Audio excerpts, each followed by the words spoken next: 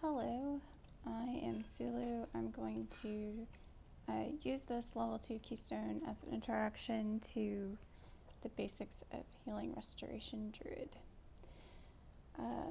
Okay. I'm not a excellent player, I'm just an okay player, but I can at least tell you what the things do. So the way I have my thing set up, I've got voodoo, but click and LVY and all kinds of other stuff do basically the same things. So first thing you want to do is identify who your tank is and keep life bloom and rejuve on them. It's good to keep rejuve up on your entire group if possible. And on keystones, it doesn't usually do much good to put a fluorescence up because you're moving a lot. I'm spec'd for Cenarian Ward, so I use that and keep that up on my tank at all times. There's a few exceptions to every rule, as a general rule about rules, so just keep that in mind as I'm telling you all these things. Whenever you get those little things about having a free cast on your regrowth, go ahead and use it.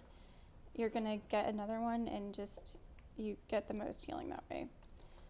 And then when your artifact power gives you, or your artifact weapon gives you this special power that puts this thing over your head, that's really nice for putting up multiple rejuves at a time or multiple regrowths at a time. If your party's not low, don't waste the mana on a regrowth unless you have the free regrowth from the things on the side. Okay, so that's a lot of the basics of party healing. What else is there to know? You've got a dispel that comes in handy. You want to kind of bind everything to your mouse so that you don't spend a lot of time figuring out where your buttons are. It wastes a lot of time.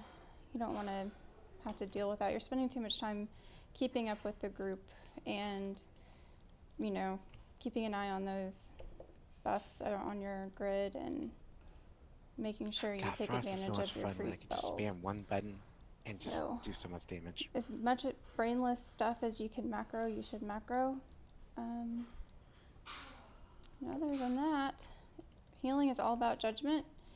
And one of the things that's kind of nice but kind of hard about Restoration Druid is that you set up a lot of stuff in advance and then kind of coast. Can you say the same?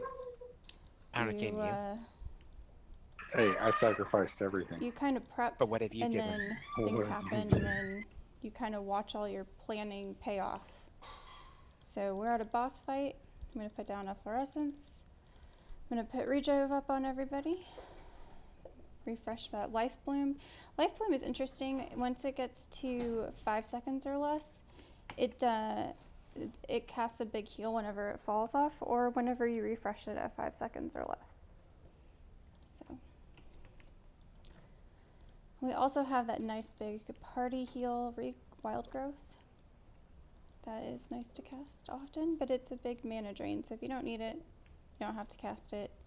But if you just want to get big numbers and then cast it all the time, or if your party looks like it needs that extra hot, they take a lot of damage, you should keep it up all the time. Okay, well that's about all I got for you on the basics.